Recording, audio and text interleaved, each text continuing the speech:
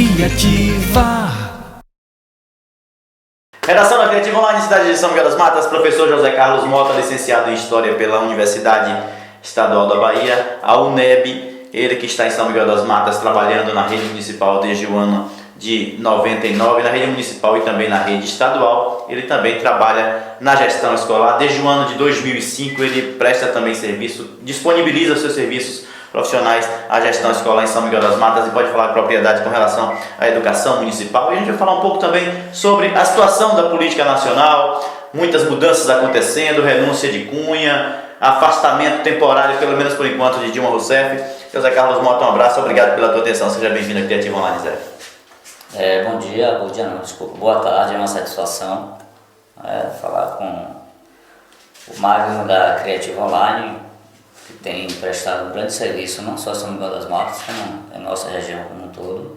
Inclusive, estamos de parabéns pelo trabalho desempenhado. Antes de vir a São Miguel das Matas, você passou por Jaguaquara e Nova Itarana, quando você adentrou ao estado. Tem muita diferença desses municípios, já que Jaguaquara, embora seja um pouco maior, cerca de 35 mil habitantes, Nova Itarana não é tão diferente de São Miguel das Matas com relação ao número de habitantes. Tem muita diferença? Você deu para sentir muita diferença? É claro que você ficou pouco nesses municípios, né? Na realidade, eu inicio aqui em 99, pelo município, trabalhando no Colégio do Estado, no CABB. A seguir, eu fiz o concurso do Estado para Jaguaquara, onde fiquei 4 anos. E em Nova Itarana foi uma passagem muito rápida, foi menos de um ano. Foi um outro concurso e que, ao assumir na época a direção aqui, esse cadastro de Jaguaquara veio para cá, eu fiz a unificação dos cadastros. Mas assim, mesmo trabalhando nesses outros lugares, sempre atuando aqui em São Miguel das Matas. Desde que você veio para São Miguel das Matas, você está vice-diretor do Colégio Estadual de Emílio Vilas Boas. São 6 anos em São Miguel das Matas, né? Cerca de 6 anos passou a residir em São Miguel das Matas. Claro que você já está desde 99 em São Miguel das Matas, mas residindo aqui em São Miguel das Matas cerca de 6 anos. Isso. Sempre atuando enquanto vice-diretor do Colégio Estadual de Emílio Vilas Boas e também professor, né? E Isso. trabalhando na rede municipal na gestão escolar. Isso. Na rede municipal como professor. Também. E na rede estadual comecei como vice, fui um período diretor, depois voltei para a vice-direção. Na rede municipal também atuou enquanto coordenador.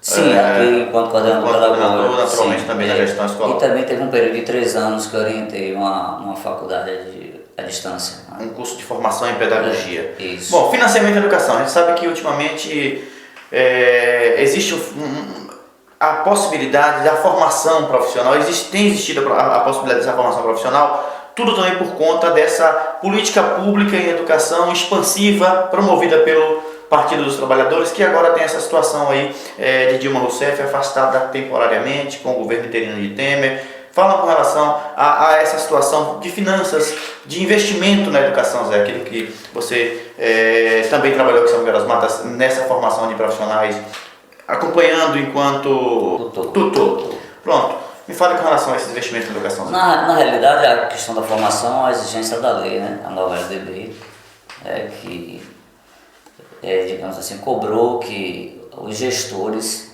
possibilitassem, investissem e cobrassem que os profissionais se capacitassem, que é um ponto positivo, é um dos pilares da qualidade da educação pública. Os investimentos em educação, principalmente a partir do Fundeb, a partir do governo Lula, melhorou bastante, não só facilitando a formação profissional, como também diversificando a criação de novas universidades, digamos assim, também de novos cursos, licenciaturas, que a gente estava muito preso à área de humanas, né? A região ficava, ou então linguagens, história, geografia. Já que só tinha um DEB, né? Exatamente. Com a chegada da UFRB, houve uma expansão naturalmente. Então, assim, esse aumento de investimentos a partir do Fundeb, que ainda não foi o bastante, mas que deu uma melhorada, e também da questão das universidades, digamos, facilitou, junto com as exigências da lei e da formação, assim, a exigência para que tivesse a formação mínima em pedagogia. A melhora profissional também está vinculado à questão da formação profissional. Porque naquele momento foi o momento que também se extinguiu os cursos de magistério, que eram cursos apenas de ensino médio. Hoje, para o ingresso na sala de aula, é claro que ainda existem profissionais que têm apenas ensino médio. É uma pena que ainda essas brechas na lei ainda existam, mas foi o momento também que houve a transição do Fundef para a Fundeb, que você bem salientou. O Fundef, que só preconizava, só atendia o ensino fundamental, com a chegada do Fundeb atende a educação básica, que corresponde à educação infantil, ensino fundamental e também ensino médio. Não é? São Miguel das Matas, como é que está essa situação, Zé? Você que também acompanhou um pouco, esteve à frente também do Conselho do Fundeb por algum período e conhece muito bem dessa situação. Veja bem, retomando a discussão da educação de qualidade, eu vejo assim 3 pilares fundamentais. A valorização profissional, atrelada à formação desse profissional. E faz parte desse processo de qualidade a estrutura física das escolas, né? Ambientes agradáveis e com as mínimas condições necessárias para que o ambiente seja favorável ao processo educativo e o desenvolvimento de um ensino e de uma aprendizagem significativos. Então, São Miguel tem melhorado ao longo do tempo, né, do que eu venho atuando aqui. Em especial a última gestão, tem que valorizar e tem que falar que junto com a mobilização dos professores que criaram o sindicato e foram à luta, e por que não dizer também da gestão que que sentou realmente para negociar com a categoria, e hoje nós temos um plano de cargos e salário, digamos assim, mais digno, né? Então assim, creio que melhorou bastante. A própria questão da merenda escolar também é um dos pontos que a gente sempre discute, um espaço entre professores e alunos que melhorou da última gestão para cá. O que está assim abaixo do esperado, o que está assim meio que abandonado é a questão da estrutura física. É claro que uma coisa puxa a outra no que se refere às melhoras. A gente tem dito o seguinte, que a PLB ela já existia mesmo antes da gestão atual, que está chegando no seu 8º ano, já que estamos falando com relação a essas melhoras, mas ela não tinha essa possibilidade de diálogo com a gestão anterior. Havia um núcleo provisório, sim, né? Não era, mas já existia. Mas realmente o diálogo era... E talvez por conta disso esse núcleo não tenha deslanchado. E com a possibilidade de diálogo, o atual núcleo, a coordenação que aí existe, ela ganhou espaço também e proporcionou essas melhoras. Na região do Vale de Cristal e Recôncavo Sul-Baiano não existe um plano unificado de educação. Primeiro foi em São Miguel das Matas. Pode não ser o ideal, né? E a gente sabe que não é, porque no pavimento público nunca teremos o atendimento em 100%, isso é fato. Em qualquer situação do país, em qualquer lugar do país, no pavimento público nunca teremos 100% de atendimento. Mas como é que você avalia esse plano que foi aprovado recentemente? Já havia sido aprovado um plano anterior, um plano que preconizava apenas o magistério, atendia apenas o magistério, e agora ele foi ampliando, atendendo também os outros profissionais da área de educação. Foi uma luta grande, muitos encontros, reuniões, inclusive manifestações, mas, como já ressaltei anteriormente, havia o diálogo, a gestão sentava com a categoria para negociar. Ainda há uma grande expectativa, foi um grande avanço, mas a expectativa que eu me refiro é o seguinte, estão todos contemplados a educação no plano. O que resta ainda é a capacitação que é necessária. Como ascender na carreira, né? Exatamente. Como crescer na carreira. Quem ganha com esse plano, Zé? Com a aprovação desse plano? Ganha todos, né? É toda a comunidade, porque profissionais bem capacitados ou ao menos melhores capacitados e melhores remunerados ter condições de atender melhor. De quem é o mérito com a aprovação desse plano? Ou de quem são os méritos com a aprovação desse plano? O mérito é da categoria que se organizou, se mobilizou, correu atrás. É mérito do secretário da Educação, que sentava e negociava. É mérito também do gestor, do seu secretário de administração, que também por várias vezes sentou com a gente que formava a comissão, né? E assim, claro que houve embates, né? às vezes alguns momentos angustiantes, mas é natural. Karl Marx já trazia há algum tempo atrás essa luta de classes. Elas não acontecem constantemente, nem devem acontecer constantemente. Elas vão acontecer em alguns momentos porque são necessários que aconteçam, né? Na realidade o que Karl Marx se refere é um embate ideológico entre aqueles que estão no comando, os que dominam e os dominados. Essa luta de classe ela é permanente, quer queira ou quer não, né? Quem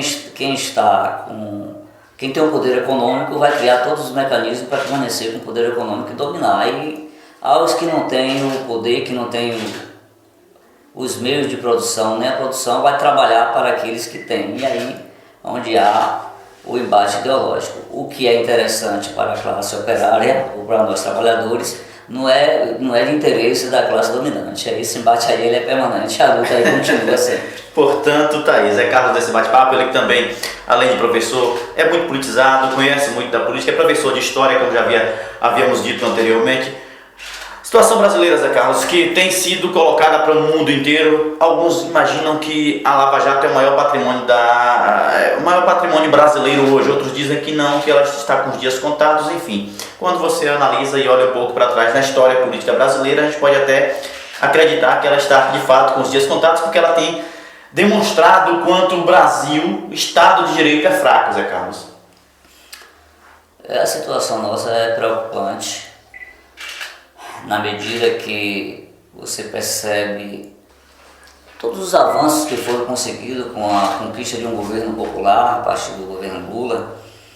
E assim, enquanto esse governo popular tinha popularidade, como foi no mandato de Lula e no primeiro mandato de Dilma, essa elite, digamos assim, quando fala elite, tem gente que torce o bico, mas eu quero dizer, a nossa burguesia, né, a classe dominante brasileira, eles eram de qualquer forma meio que obrigados a aceitar diante da popularidade dos dois governos Lula, no caso do governo Lula e do primeiro governo de Dilma. No momento que há uma crise, que há um enfraquecimento e a queda da popularidade, essa elite se aproveita e vai criar as condições para poder derrubar esse governo, que a gente tem esperança que a coisa ainda se reverta, mas na realidade fica claro que toda a elite se organizou junto com a grande imprensa, né, para derrubar um governo popular, que tem erros, né? A gente não está aqui para defender os erros do governo nem a corrupção, mas o que a gente está claro aí, a corrupção os grandes partidos, as pessoas que estão envolvidas na derrubada da presidente são aqueles que estão mais envolvidos na corrupção. Só para ter ideia, são 35 partidos, podendo chegar a 73 no país. Alguns projetos de leis tramitam na Câmara dos Deputados com o objetivo de ampliar ainda mais esse número de partidos, que já é grande, 35 partidos podendo chegar a 73, é brincadeira, né? É tudo demais excesso, né? E essa questão dessa quantidade enorme de partidos dificulta, porque o eleitor ele não tem como se identificar, né? Quase o partido que ele representa. No discurso, todos defendem o povo. No discurso, né? O lobo se aparece como um cordeiro, né?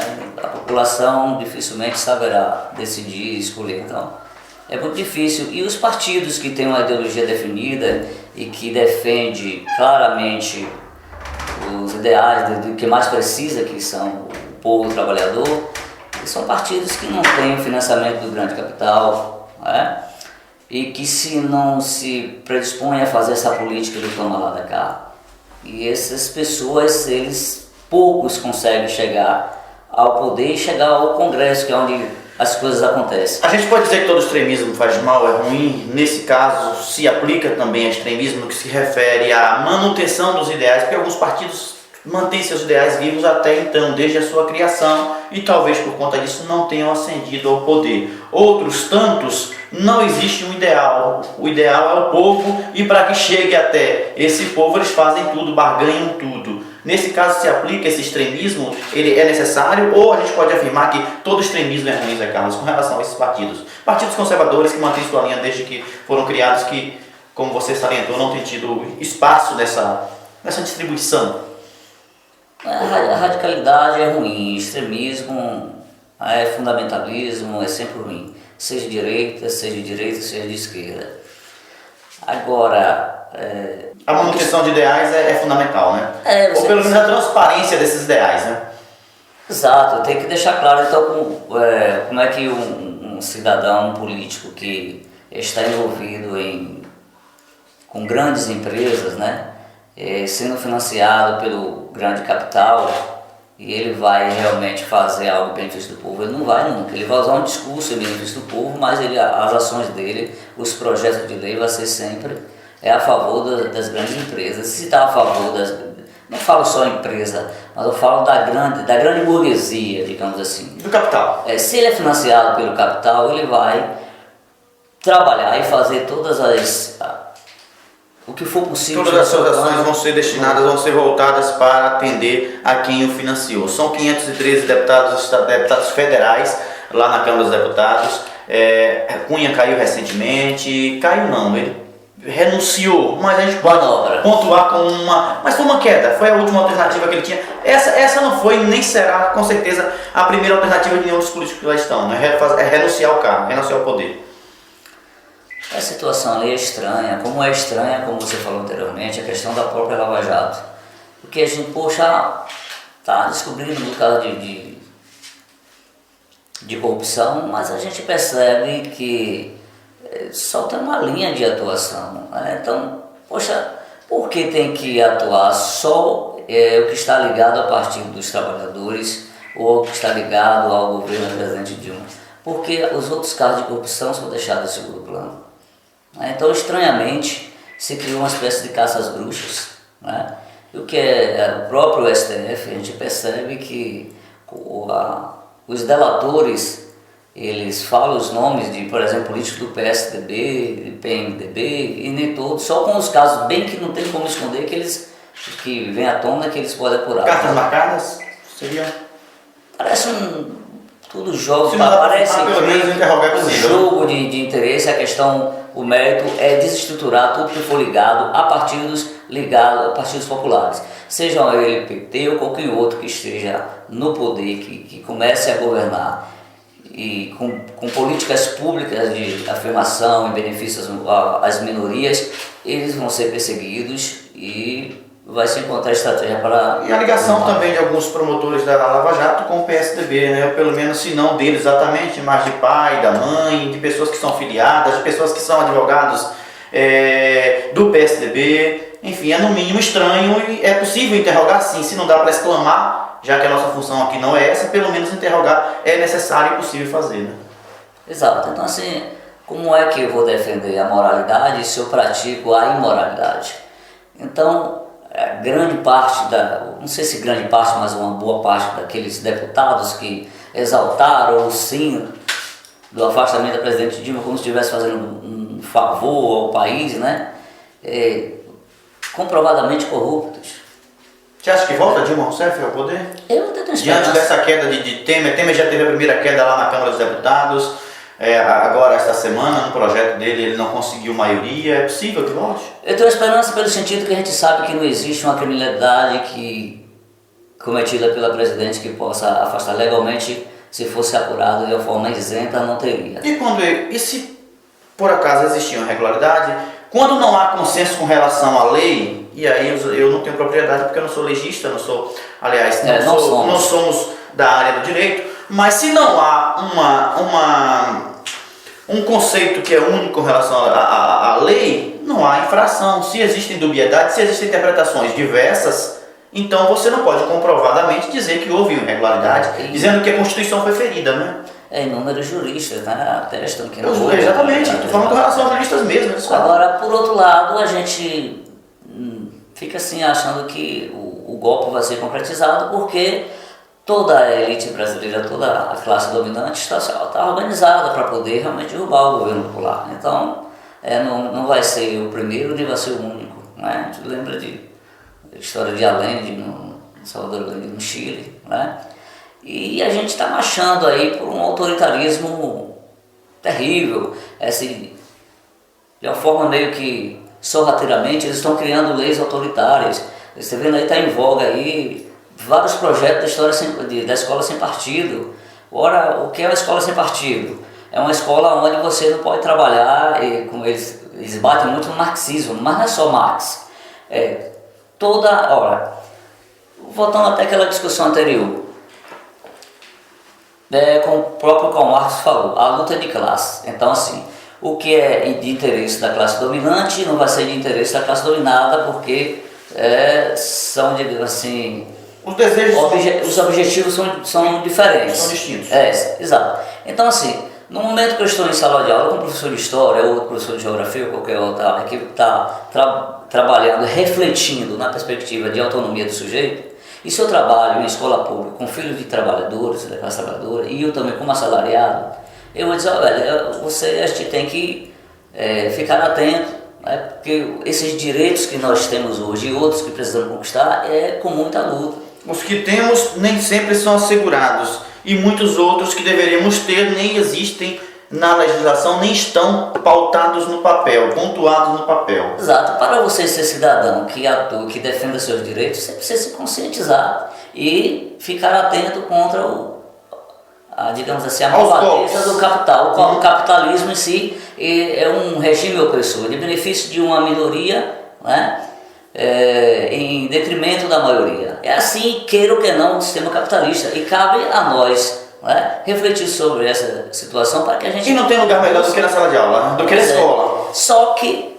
na realidade, eles estão assim, diabolizando essa visão de autonomia, está achando de qualquer tipo de reflexão nesse sentido seja uma idolatria ao marxismo, né? E nesse sentido até Paulo Freire está sobrando aí. Até Paulo Freire, né? Exato. Um dos maiores escritores brasileiros que trabalhou... Um dos livros mais conhecidos é a Pedagogia da Autonomia. Claro que existem outros tantos, mas eu digo um dos mais porque também foi um dos primeiros e que foi trabalhado com um público mais adulto, e as pessoas, e nós também temos utilizado, aqueles que são pedagogos, aqueles que trabalham com educação, têm utilizado também nas classes iniciais. Mais um golpe na história do Brasil, Zé Carlos. Dentre tantos outros que aconteceram anteriormente. Brasil, a história do Brasil, infelizmente, ela é feita de golpes, são diversos desde da sua independência. Até então, a elite vai criar a estrutura para se manter no poder e criar privilégios. Infelizmente, quando finalmente a população consegue, digamos assim, um governo popular, que não seria o governo dos sonhos, mas que pelo menos criou-se algumas políticas afirmativas de valorização da classe trabalhadora, respeitando alguns direitos, criando situações de valorização dessas minorias, e incomodou tanto as elites que eles se organizaram para derrubar de qualquer forma. Então, assim, é um golpe configurado, não tem como esconder. Voltar e retroceder para a década de 60, o regime militar. Claro que outros regimes anteriores também se assemelharam a esse regime militar, e até porque Bolsonaro tem alardeado aos quatro cantos do país, e por que não dizer do mundo, não é?